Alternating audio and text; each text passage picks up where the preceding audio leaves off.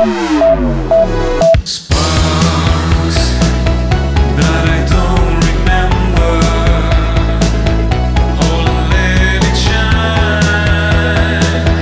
Fix and start to fade away. Fix and start to fade away. Fix and start to fade away.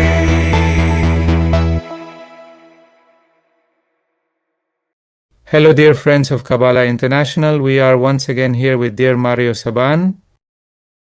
Thank you, Nacho. How are you? Very good, fantastic. Your family? Excellent. Yours? All is well, thank God.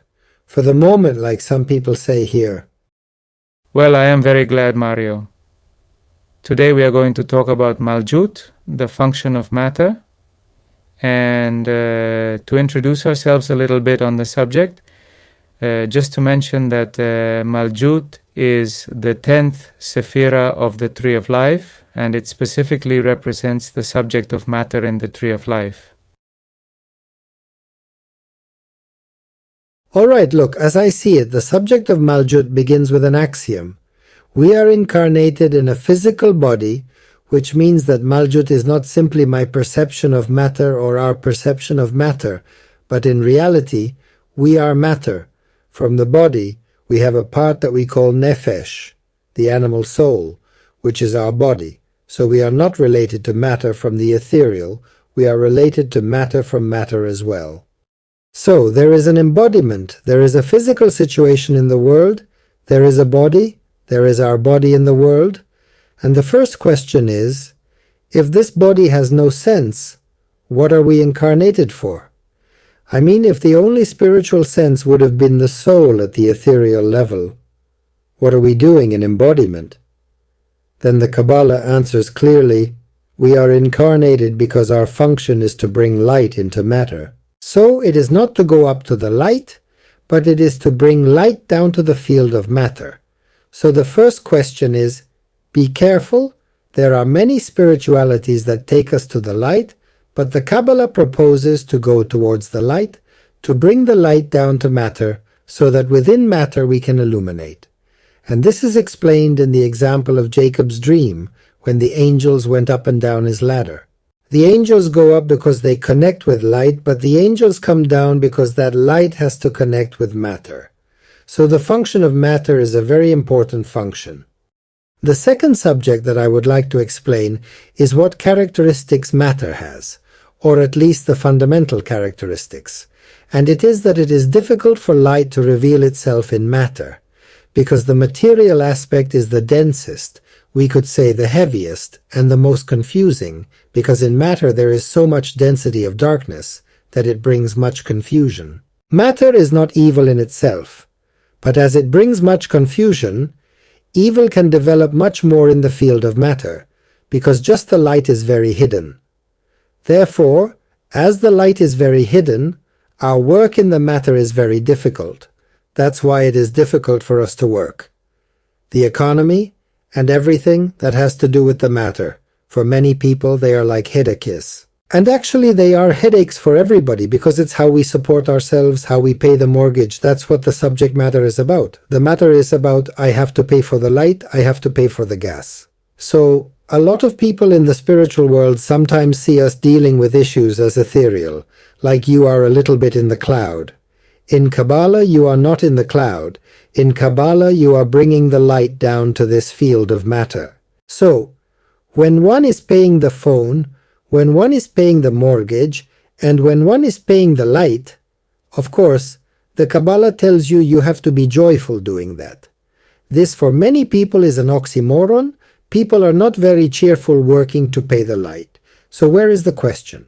The question is that if the soul knows why it came to this world and what is the meaning of its life, its work will be linked to passion. And when his work is linked to passion, the matter, we could say, is the side effect of the soul's passion. When a person has a passion for what they do, they will receive income in the subject matter corresponding to their passion. And why is the income coming to her? Because she is so passionate that she is not working for the money, she is working for her passion. If someone works for the money is not going to come to her. If you work for your passion, the money will come to you because it is the result of your passion. And to explain this to people, if they do not live it in practical experience, it is very difficult. Because in practical experience we have been taught everything backwards. We have been taught to look for the matter and to look for the economy, so we have to force ourselves to look for the money in this reality, and people get stuck looking for the money. Because they are focused on something they should not be focused on. Is money and matter important? Of course it is. It is fundamental. But if you only concentrate on this, if you only work for this, then there is a betrayal of your soul. When your soul lives the passion of what it does, it stops working, it starts to enjoy. And when someone works in a job that causes enjoyment, the economic income begins to multiply slowly, because the income does not go according to the effort of the matter. It goes according to the excitement and enjoyment that has that passion. I have been writing things inspired by what you were saying. The function of matter as a receptacle of light, but also with the function of reflecting light like a mirror, right? That's right. There are two issues here. The first one is how you get to sustain yourself financially and have savings in the field of matter. People want their car, their house, and to pay their expenses and to live more or less peacefully. People want financial peace of mind to live. That economic tranquility is not given by the preoccupation with matter, because the more preoccupied you are with matter, the more blocked you are. That preoccupation takes away your strength. Therefore, what you have to look for is what satisfaction you are going to have from your soul revealing itself within matter. A satisfaction that can be being a baker, being a dentist, is not going to the moon. We are not talking about an over-dimensioned, exceptional excitement, but someone who gets up every morning to make bread, and it is the sense that his soul has in this world. Consequently, you are not going to sell more bread because of the number of hours, but because your sense is being embodied here.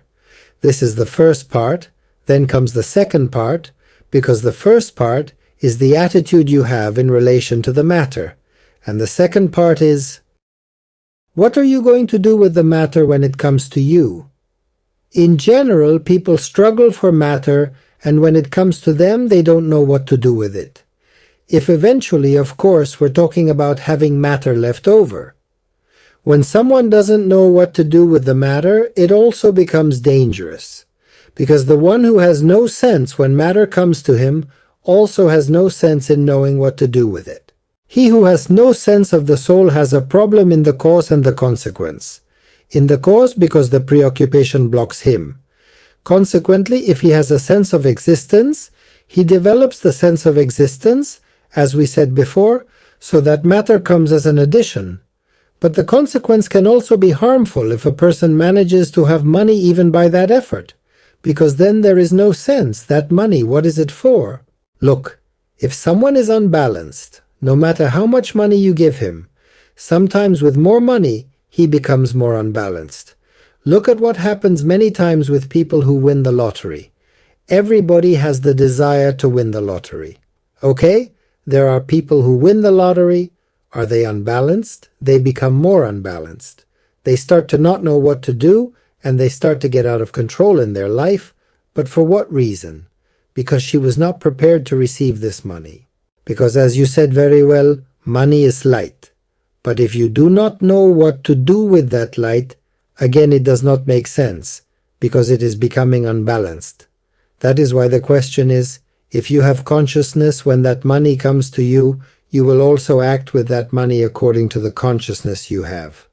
If you do not have consciousness, when that money arrives you will lose it, because the money will remain as light according to the consciousness you have. I think it is important to explain it because people have a very bad relationship with money. People have a very bad relationship with matter, and so we have to try to make people understand that spirituality is not an escape from matter, let alone Kabbalah. It is a commitment so that our resources in some way are ethically invested in the best that we have in our life plan and not in our imbalances. I mean, a person who is unbalanced, imagine an alcoholic who receives the lottery. This can be fatal. An alcoholic who wins the lottery can die from the amount of alcohol he can buy. Why did that unbalanced person win the lottery?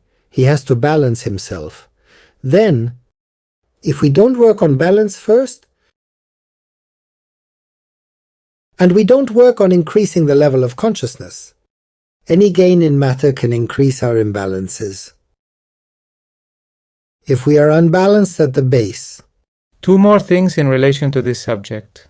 The first is to try to be aware that we live within a system where there is an imbalance, evidently in Malchut, because there is an unbridled production and consumption without sense.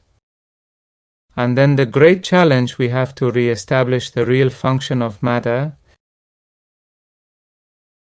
in the context of our existence, in the context of everyone's existence. There is a word that I like very much. Sometimes it's translated as simple, which is tam, the simple person. I think simplicity is a virtue that should never be missing, and we have lost it. But why have we lost it? Because of the imbalances of Malchut, a great part of the system is in what you were saying, in a consumption that no longer takes us anywhere. What happens here, we go back, is to know what a person who is consuming at this level is covering. For a person who consumes at this level, this imbalance is a previous imbalance that is translated and projected in the consumption that is taking place. What you are seeing is like a layer of an inner imbalance.